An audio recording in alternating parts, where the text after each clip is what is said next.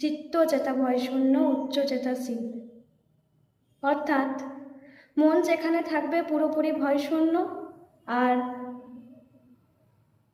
উচ্চ অর্থাৎ উঁচু থাকবে যেখানে শির অর্থাৎ মাথা, যেখানে আমি মাথা উঁচু করে কথা বলতে পারবো, যেখানে আমি নিজের আইডেন্টিটি করে তুলতে পারবো, যেখানে আমি নিজের একটি নাম করে তুলতে পারবো, সেই শিক্ষাই সবসময় আমার মা আমাকে দিয়ে গিয়েছিলেন।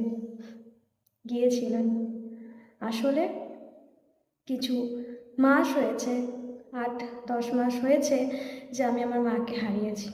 তাই বুঝতে পেরেছি যে মা না থাকাতে কত কিছু এসে যায়, অনেক কিছু এসে যায়। আজকে হ্যাপি মাদার্স ডে। তো এই কথাটা হয়তো কোনোদিন আমার মাকে বলে হয়ে ওঠেনি, আমি এখনও হয়তো তোতলাচ্ছি। কিন্তু কি জানো, মা আমাকে সবসময় বলেছিল নিজের পায়ে দাঁড়াতে। অর্থাৎ নিজের পায়ে দাঁড়াতে মানে শুধু নিজের পায়ে দাঁড়াতে নয়, যেখানে মাথা উঁচু করে নিজের একটা আইডেন্টিটি করে তুলতে পারবো, যেখানে ভয় নয়, যেখানে সাহস হবে একটি মেয়ের প্রধান অস্ত্র, যেখানে শিক্ষা হবে একটি মেয়ের প্রধান অস্ত্র। সেই পাঠই তিনি ছোট থেকে আমাকে শিখিয়ে দিয়ে গিয়েছেন যে কী করে মাথা উঁচু করে চলতে হয়, কিভাবে সাহসিকতার প্রতিবাদ করতে হয়।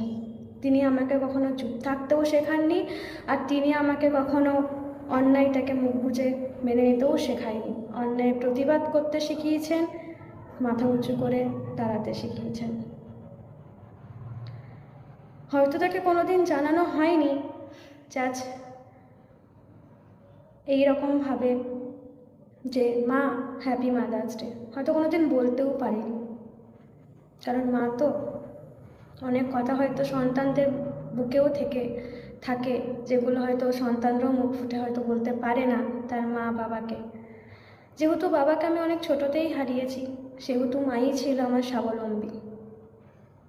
তিনি দেখিয়েছেন যে বাবা না থাকলেও কি করে মাথা উঁচু করে দাঁড়াতে হয়, কি করে নিজের খুঁটিটাকে শক্ত করতে হয়, কি করে লড়াই করতে হয়। তিনি প্রত্যেকটা ক্ষণে প্রত্যেকটা সময় তিনি লড়াই করে গেছেন। সেটা হয়তো অনেকের কাছে অহংকার মনে হলেও সেটা ছিল তার নিজের আত্মসম্মানবোধ, তার নিজের প্রতি নিজের অনিষ্ঠা, নিজের প্রতি নিজের লড়াই। তো হয়তো তার মেয়ে হিসেবে হয়তো আমি এখনো পর্যন্ত কিছুই করে উঠতে পারিনি, কিন্তু তার আশ্রয়তে থেকে আমি এতটুকু বুঝতে পেরেছি যে জীবনটা অনেক কঠিন, অনেক রকমভাবে বাঁচতে হবে, অনেক রকমভাবে লড়াই করতে হবে, তবেই তুমি একটা জায়গাতে এসে দাঁড়াতে পারবে, তবেই তুমি তোমার খুঁটিটাকে শক্ত করতে পারবে। এখানে ছেলে মেয়ে বলে কোনো কিন্তু বৈষম্য নেই, এখানে উভয়ই এক। যা ছেলেরা পারে তার কিছুটা হলেও মেয়েরা পারে, আর যা মেয়েরা পারে তা কিছুটা হলেও ছেলেরা পারে। তিনি সেই শিক্ষাই দিয়ে গেছেন। তিনি সবসময় চেয়েছেন যে আমি পড়াশোনা করি, তিনি সবসময় চেয়েছেন যে আমি একটা কিছু করি যেখানে আমি নিজের নাম অর্জন করতে পারবো, নিজের নাম নিয়ে আমি খ্যাতি লাভ করতে পারবো, নিজের নাম নিয়ে আমি কিছু একটা করে যেতে পারবো। জানি না এখনও করতে পারিনি, কতটা করতে পারবো কি না সেটাও আশা নেই। তবে আজ হ্যাপি মাদার্স ডে উপলক্ষে, আজকে মাতৃত্বের দিন উপলক্ষে হয়তো তিনি উপরে বসে আমার কথাগুলো শুনছেন বা শুনবে, কিন্তু আমি 8-10 মাসে বুঝে গেছি যে কীভাবে লড়াই করতে হয়, কীভাবে চলতে হয়, কীভাবে একাতে লড়াই করতে হয়, কীভাবে জীবনটাকে এগিয়ে নিয়ে যেতে হয়। থেমে থাকলে হবে না, জীবন তো একটাই।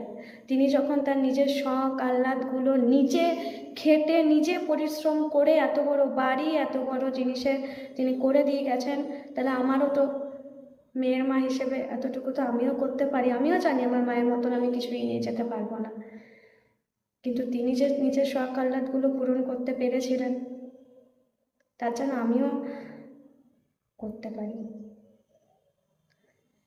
আজ অনেক কথা বললাম, তিনি আমাকে আরও অনেক শিক্ষা দিয়েছেন।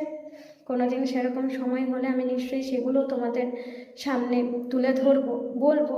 তো যদি তোমাদের মনে হয়ে থাকে যে আমি কিছু কথা ভুল বলেছি, কিছু কথা আমি খারাপ বলেছি, তাহলে অবশ্যই কিন্তু তোমরা আমাকে ক্ষমা করে দেবে। আর এই আজকে যে শাড়িটা পরেছি এটাও কিন্তু আমার মায়ের শাড়ি।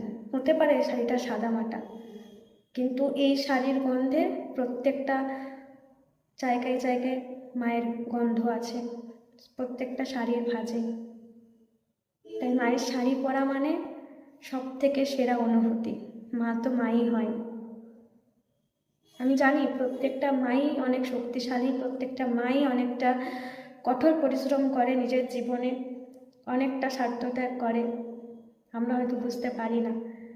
কিন্তু আমার মা তো আমার মাই, আমার মায়ের আগে কেউ নেই। আমার মা তো মা দুর্গা ছিল।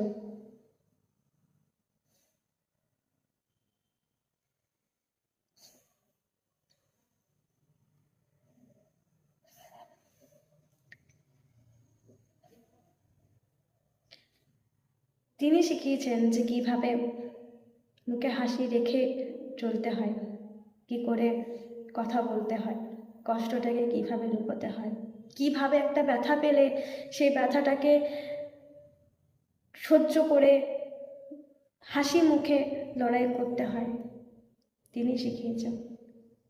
তো তার মেয়ে হতে পেরে আমি অনেক অনেক সৌভাগ্য যে আমি তার মতন একটি মা পেয়েছিলাম, আমার মা, যেটি শুধু আমার মাই থাকবে। তাই ভগবানের কাছে এটাই প্রার্থনা যে পরেও যদি কোনোদিন মানুষ জীবন দিও, এই মায়ের কোলেই যেন আমার ঠাঁই হয়, আমি যেন এই মাকেই পাই। এই মায়ের মতন কেউ কোনোদিন হতে পারবে না। মা তো আমার। দেখা হচ্ছে কত কথা বলে ফেললাম তোমাদের সাথে। জানি এখানে অনেক লাইন আমি এখনো জড়তা ভাব আছে বলেছি, এই তো প্রথম, এই তো শুরু। ভুল হলে আবারও বলছি ক্ষমা করে দিন।